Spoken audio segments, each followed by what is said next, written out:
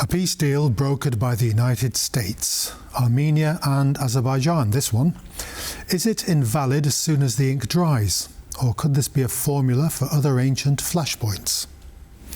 So, we're thinking of Ukraine or maybe the Middle East. A flashpoint or a flash in the pan?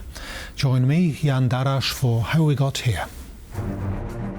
The spat between Armenia and Azerbaijan has been ongoing for over a century. The two nations have been locked in a bitter contest over the mountainous Nagorno-Karabakh region since the collapse of the Russian Empire in 1917.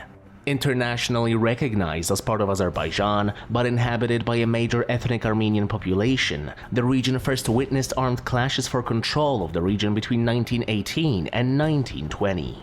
Soviet rule froze the conflict by placing Nagorno-Karabakh within Azerbaijan's borders, while granting it autonomy, but tensions simmered until the Soviet Union's unraveling in the late 1980s. The first all-out war for the region, which broke out in 1988 and lasted a whole 6 years, saw Nagorno-Karabakh and its surrounding districts fall into Armenian control.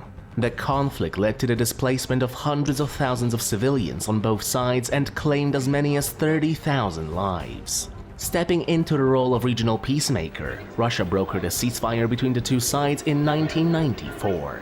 However, Moscow's decision to sell arms to both Yerevan and Baku did little to quell the rage of both Armenia and Azerbaijan, which would inevitably lead to yet another confrontation.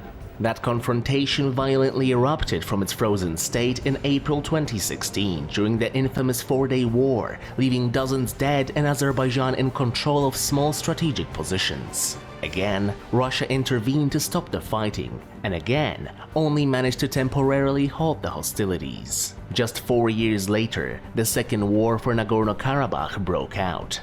A 6-week-long conflict in which Azerbaijan, with Turkish support, managed to reclaim most of the territory it had lost in the 1990s. And again, ever the peacemaker, Moscow managed to broker another ceasefire deal, this time sending some 2,000 Russian peacekeepers into the region in a bid to, hopefully, cement a peaceful atmosphere and ensure Armenian access to Nagorno-Karabakh. However, other military objectives in Russia's sights would eventually lead to their absence in carrying out their duties thereafter as a peacekeeper between Baku and Yerevan. I'm delighted to be joined today by Wojciech Wojtasiewicz. He's the South Caucasus Region Analyst at the Polish Institute of International Affairs. Welcome to the programme. Good morning. Thank you very much for the invitation. Great to have you. Our clip there seems to lay the origins of the Azerbaijan-Armenia conflict in the sort of early 20th century. Chiefly the border changes imposed by the Soviet Union or the Bolshevik regime. Is that accurate, or does this animosity between these two nations go back even further? I mean, the conflict about Nagorno-Karabakh, which we are discussing, started even earlier than in the beginning of the 20th century. I mean, also in 19th century, when those territories of the current Armenia and Azerbaijan used to be the part of the Russian Empire, there were some, clashes, misunderstanding between those two nations, and but more or less they managed to live together, being a part of the Russian Empire, but that conflict erupted visibly at the beginning of the 20th century when the Russian Empire collapsed and when South Caucasus republics were trying to establish their independence as independent republics, but unfortunately for them, in the consequences of the Bolshevik intervention in that part of the world, they were forced to be part of the Soviet Union, and of course the borders were demarcated in that way to create some problems, some tensions between those nations, and as it was mentioned in the short video, Nagorno-Karabakh de jure was part of the Azerbaijani Soviet republics, but most of the population which used to live in that place was Armenians, and of course it created some problems, and those community, those people, with the support of the Armenian Soviet republics, have been fighting to be unified with Armenia, and that conflict was has been frozen for some decades and erupted once again in the late 80s when Mikhail Gorbachev came to power in Soviet Union, and he created with his reforms more space for speech of freedom, for example, and those communities were more vocal regarding their kind of nationalist aspiration. Yes, kind of. Is this a resurgence of an aspiration or a hope of national self-determination that stretches far back to the early 20th century, to the late 19th century, like it did in Europe? Is this a similar sort of pattern, the way that nations are made, states are made? I think the problem in the South Caucasus was that all those nations were really mixed, and we are not talking about the Nagorno-Karabakh, but also some Azerbaijani used to live in Armenian Soviet republics. Also, some Armenians live in Azerbaijani Soviet republics. So for many decades, they were able to be in a better or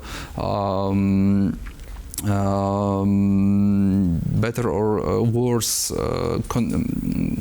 conditions of living with the other nations, but when the war starts, unfortunately, all those negative implications are going to be bigger and bigger, and it was like that, unfortunately, in the South Caucasus region. Well, you mentioned the fact that they imposed.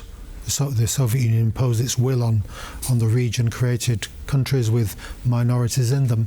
What was the point of this policy in the first place, and was it a successful policy? What was it designed to do? From the point of view of Kremlin and Moscow, of course, because those nations were fighting between them, and in that way, using that slogan "Divide et Impera," Soviet Union and earlier Russian Empire was able to control the situation in the region. And we are talking not only about the Armenia and Azerbaijan and the problem of Nagorno-Karabakh, but also Georgia with its breakaway regions, Abkhazia and South Ossetia. So of course, Moscow and Russia always tries to use such kind of possibilities as a tool of influencing of those countries which are located in its neighborhood. And of course, I mean, absolutely the same pattern was used by Russian Federation after the collapse of Soviet Union in the 90s, and after that, when Russia portrayed itself like a mediator between Armenia and Azerbaijan, but in reality they were part of that conflict, and even I can even say that Russia creates that conflict between Baku and Yerevan, and didn't want to bring that issue to the positive end. So keep everything in a permanent state of instability, I suppose. We'll bring it up to date now, and we'll have a look at our second clip.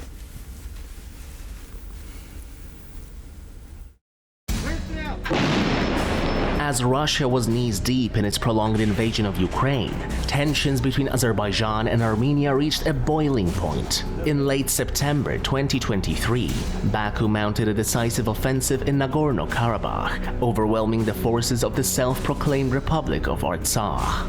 Under immense pressure from Azerbaijan, the armies of the breakaway ethnic Armenian state laid down their arms and agreed to a ceasefire, once again brokered by Russia, which dissolved the Artsakh Defense Army. With this latest victory, Baku regained control of the mountainous region, simultaneously forcing hundreds of thousands of ethnic Armenians living there to leave post-haste. Russia's distraction with its war on Kiev would come back to bite Moscow after Azerbaijan Airlines Flight 8243, en route from Baku to Grozny, was struck by debris, later reported to likely have come from a Russian air defense missile, fired while the plane was flying over Russian territory. 38 people died in the crash, while another 29 were heavily injured. The crash, believed by Baku to have been caused by Moscow, led to a major spat between Azerbaijan and Russia. The former's president, Ilham Aliyev, demanded Moscow take responsibility for the disaster. Despite offering condolences, Vladimir Putin did not admit fault, further souring relations between Baku and Moscow.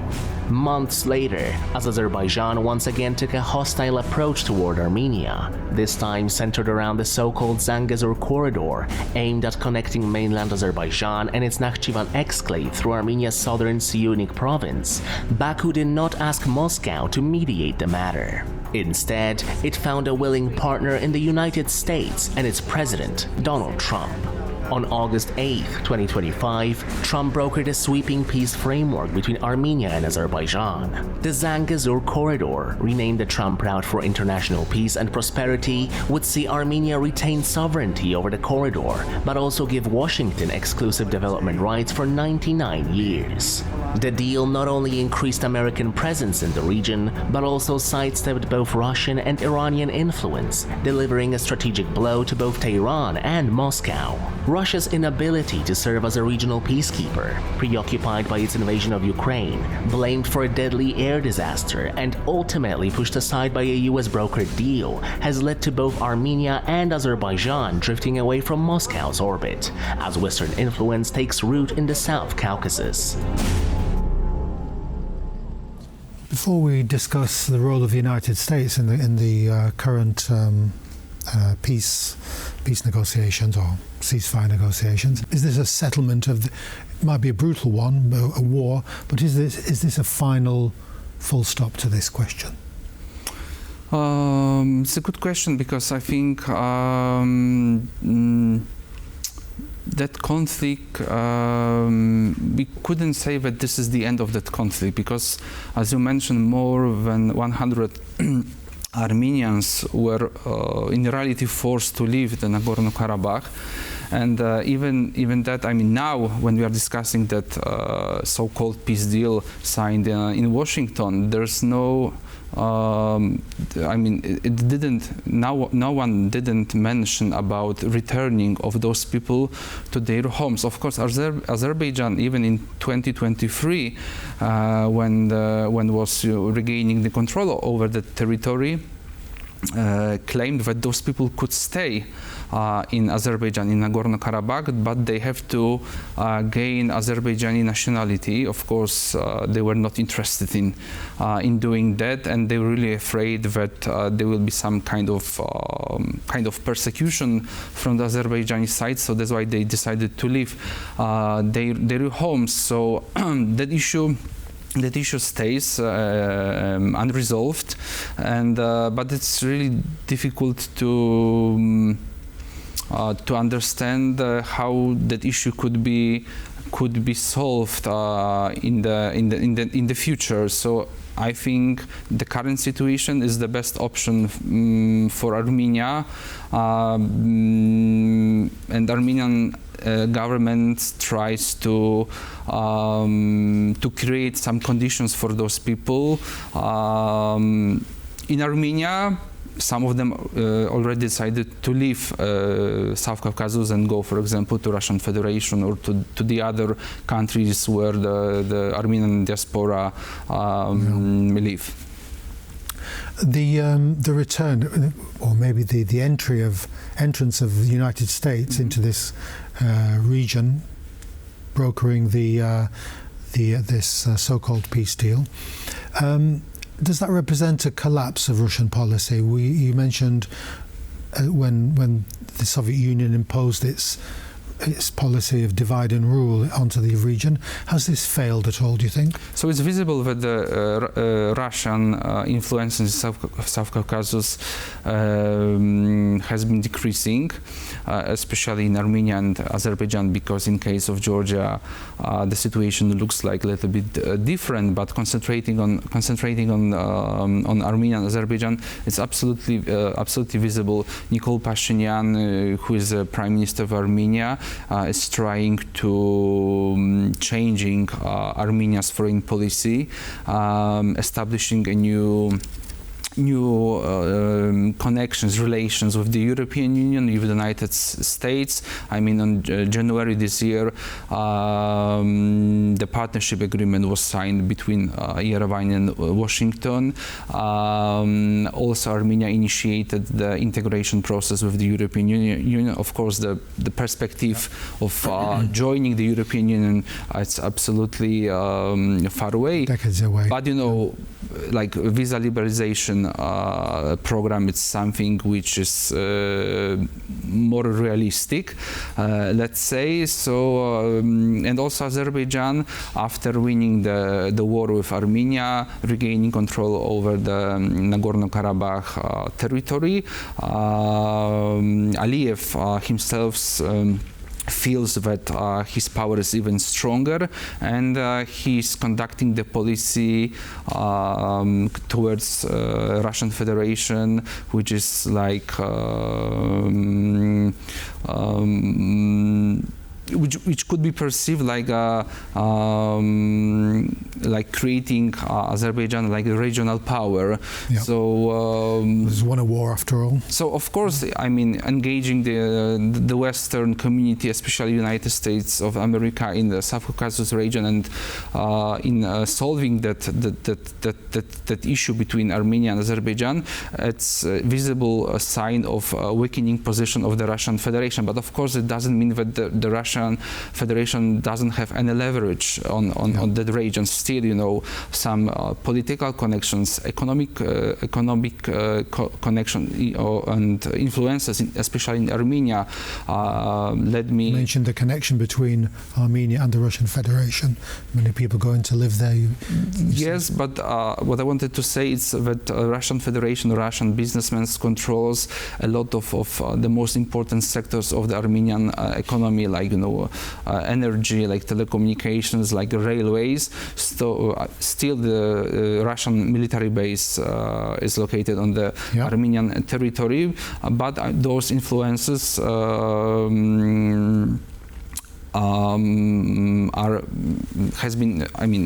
more and more not so strong as it used to be in the past. What's your take? We're coming now to this agreement. Is it a peace deal or is it a ceasefire deal? We were talking about this before we came on air. Mm-hmm. The agreement between the two countries has been initialed. Okay, President Trump wants his Nobel Peace Prize and globe-trotting around the world to solve these, to bring peace unto nations. But what's your take on this issue here? Two nations used to be at war, very bitter war, and they signed this contract. Absolutely, it's something positive. It's a step forward. It's a step in a good in a good direction. But as I've already mentioned, it's not a peace deal. The peace deal was not signed because still between Armenia and Azerbaijan there are plenty of issues which must be solved. But of course, I mean, signing even such kind of the declaration about initiating of the peace treaty in the future is something positive. positive, comparing to the almost 4 decades of war. Yeah. So, but of course, it was. I mean, Trump created around it great show, because, as you mentioned already, he's interested in receiving the Peace Nobel Prize. But now the most important issue for the Western community, not only for the U.S. but also for the European Union, is to bring that the declaration to the very end, to the positive end. So still some issues must be solved, like for example, amending of the Armenian constitution, which is the demand of the Azerbaijani side, demarcation and delimitation of the Armenian Azerbaijani border. Claims over the and also territory. You know that Trump wrote for peace and prosperity, or so-called zanges or corridors. There are plenty of questions regarding that issue. We still do not know who will be responsible for creating which companies, Armenians, Americans, and how all the process of border control, of custom control will be organized, because Azerbaijan side always wanted to create that road, car road and railway as kind of exterritorial. For them, it was really difficult to imagine that Armenians border guards will be responsible for making those border controls or custom controls. So still plenty of questions which have to be addressed. Yes, it seems like a flashpoint in waiting, like the Polish corridor was in 1939 between Prussia and Poland. I mean, or is that a rather facile? There are some similarities. But after that announcement of the Germany, the war started. In that case, of course, there were some rumors that Azerbaijan could finally attack Armenia if Armenian side doesn't decide to create those connections, but rights, yes. I hope that the situation is going in the positive directions. And like nowadays, for me, it will be extremely difficult to imagine that situation.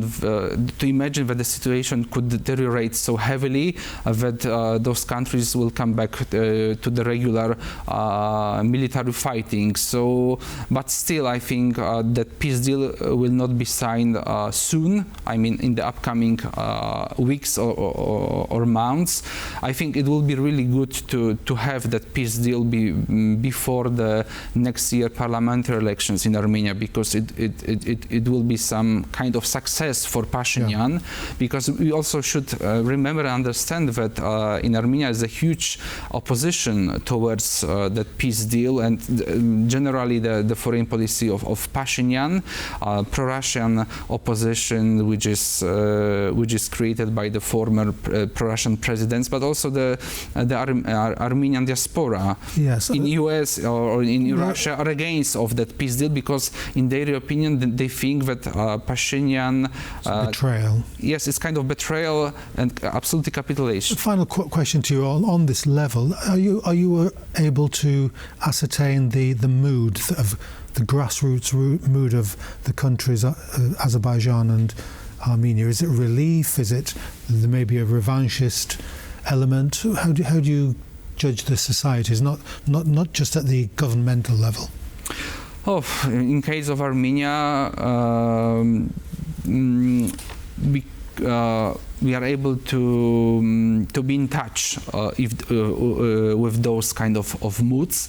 So the people are, I think, more and more realistic. They understand that the other solution is not possible, because Armenia is not able to conquer once again Nagorno-Karabakh, and this is the only possibility to solve that issue. Maybe not forever, but nowadays. But in case of Azerbaijan, this is an authoritarian regime, authoritarian country, so the society is not able to express their opinions openly, freely. So So in my opinion, it will be extremely difficult to change their position, their mood, because for the last 3 or even more, 4 decades, the whole system was created against the Armenia, neighboring country, and the aim of the regime was to re-establishing the territorial integrity. So nowadays, I mean, trying to change their position will be extremely difficult. But in the authoritarian regime, it's possible. If Aliyev decides to change the position of the whole country, the whole society, it could be done like this. Wojciech Wojtasiewicz, fascinating discussion. Thanks very much for coming on to the program. Thank you very much. That's it. Join us next time, Tuesdays, 8:30 p.m. 2030. See you then.